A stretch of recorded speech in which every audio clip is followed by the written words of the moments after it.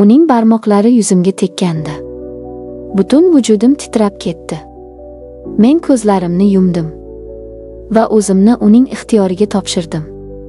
Chunki erimdan ajrashganimdan beri keksayib borayotgan qalbim shunday iliqlikka, shunday ehtirosga muhtoj ediki, men qorong'u ofisda yomg'ir ovozi ostida turib hamma narsani unutishga, bir lahzalik baxt uchun g'ururimni topshirishga tayyor edim.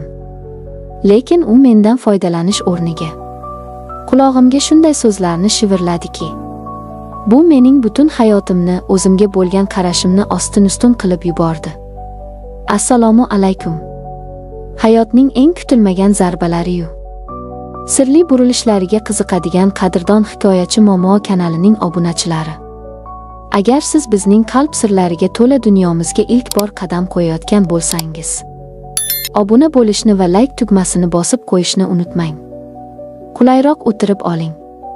Chunki bugun men sizga bir ayolning eng nozik, eng ojiz nuqtasida qanday qilib tubsizlikdan yorug'likka chiqqani haqida so'zlab beraman.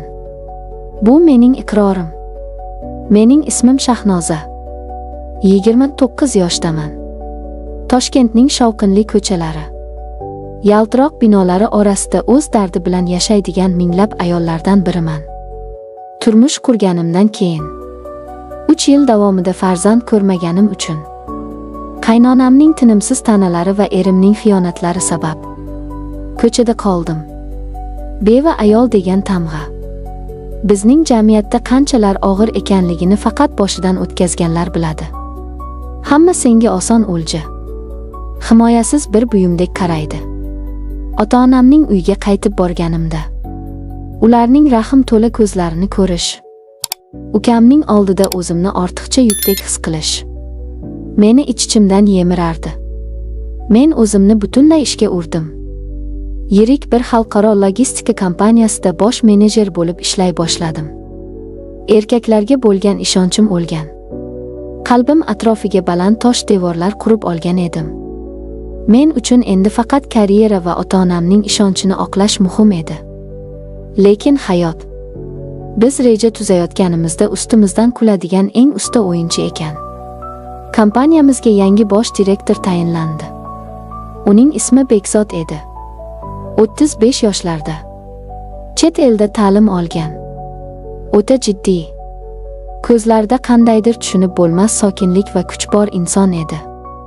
U kelgan kundan boshlab ofisdagi barcha qizlarning ishqushi unda bo'ldi. Lekin u hech kimga ortiqcha e'tibor bermas. Faqat ish talab qilardi. Men ham o'z ishimni jim va bexato bajarishga harakat qilardim. Ammo uning menga bo'lgan nigohlarida, majlislarda tasodifan to'qnashib ketadigan ko'zlarda qandaydir sirli, chuqur bir ma'no borligini ba'zan his qilib qolardim. Lekin o'zimni darrov qo'lga olardim. Ajrashgan, farzandsiz ayol shunday mukammal erkakning e'tiborini tortishi mumkinligiga ishonmasdim. Kuzning sovuq, yomg'irli kunlaridan biri edi. Oy oxiri bo'lgani uchun hisobotlar tiqilib yotardi. Soat tungi 11 ga yaqinlashib qoldi. Ofisda hamma ketgan. Faqat men va xonasida Bekzod qolgandik. Derazadan yomg'irning shiddat bilan urilishi va qandaydir ma'yus musiqa kabi eshitilayotgan shamol ovozi xonani qamrab olgandi. Men charchoqdan ko'zlarimni uqalab, kompyuter ekraniga termulib o'tirardim. Birdan xonamning eshigi ochildi. Bekzod qo'lida 2 ta issiq qahva bilan kirib keldi.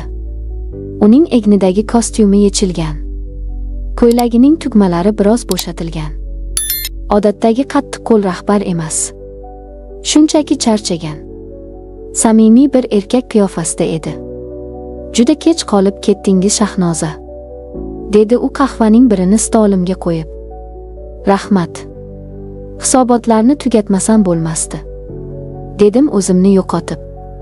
U ketish o'rniga ro'paramdagi stulga o'tirdi va qahvasidan bir ho'plab menga uzoq tikilib qoldi.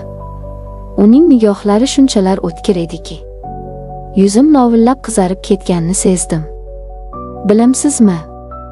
Dedi u kutilmaganda. Men sizni ko'p kuzataman. Siz shunchalar kuchli ko'rinishga harakat qilasiz. Atrofingizga shunday temir qafas qurib olgansizki, hech kim ichkariga kirmasin deysiz. Lekin ko'zlaringiz juda ma'yus. Shahnoza, yuragim shuv etib ketdi. Men yillar davomida yashirib kelayotgan, hech kimga aytmagan dardimni u bir zumda o'qib olgan edi. O'pkamga yig'i tiqildi.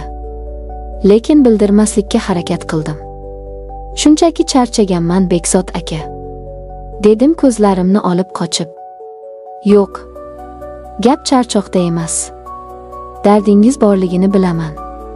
Ayol kishi bunchalar yolg'iz qolmasligi kerak. Sizni qiynayotgan narsa nima? Yolg'izlikmi?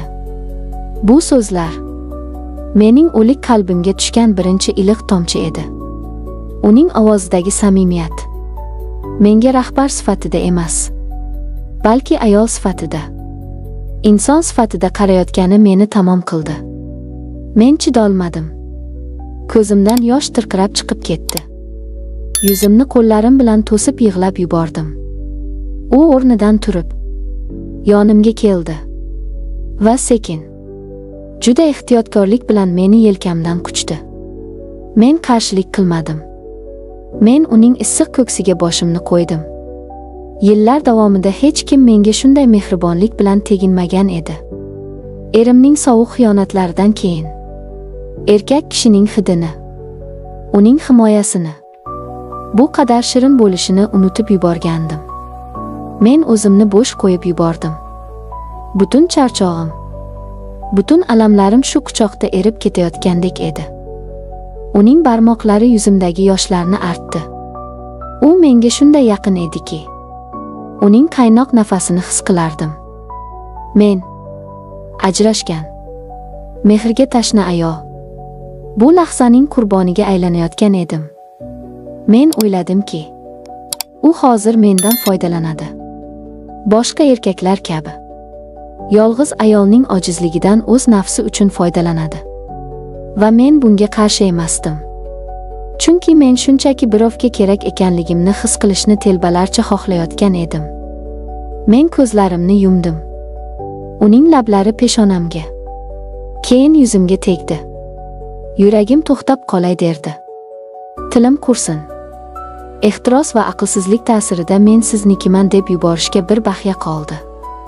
Lekin u meni ko'ksiga qattiq bosdi-yu, chuqur nafas olib, orqaga tisarildi. Uning ko'zlarida men kutgan yirtqichlik emas, aksincha, juda chuqur, toza va cheksiz bir hurmat bor edi. Shahnoza, dedi u, ovozi titrab. Agar men hozir hislarimga erk bersam, men o'zim nafratlangan o'sha pastkash erkaklardan biriga aylanaman. Siz qandaydir tunda, yashirincha ofisda burchakka qisib erkalatiladigan arzon o'yinchoq emassiz. Men muzlab qoldim. Tushunmadim. U mendan jirkanayaptimi deb o'yladim. Siz tushunmadingiz, dedim uyatdan yonib. Yo'q, siz tushunmadingiz, dedi u ko'zlarimga qarab jilmayarkan. Men bu filialga ataylab o'tdim. Men sizni ancha oldin bir konferensiyada ko'rgandim. Sizning qanday azoblarni bosib o'tganingizni, qanday sabr va g'urur bilan oyog'ingizda tik turganingizni bilaman. Men sizga shunchaki qiziqish bilan emas, siz bilan butun umrimni o'tkazish niyatida kelganman. Men sizni o'ynash qilish uchun emas, o'z uyimning bekasi, halol juftim qilish uchun sevaman. Shuning uchun pokligingizcha qoling. Bugun siz ojizsiz, lekin men sizning ojizligingizdan foydalanmayman. O'sha soniyada mening vujudimdagi barcha ehtiros o'rnini cheksiz hayratga va ta'riflab bo'lmas darajadagi minnatdorchilikka bo'shatib berdi. Bu qanday inson? Bu qanday yurak?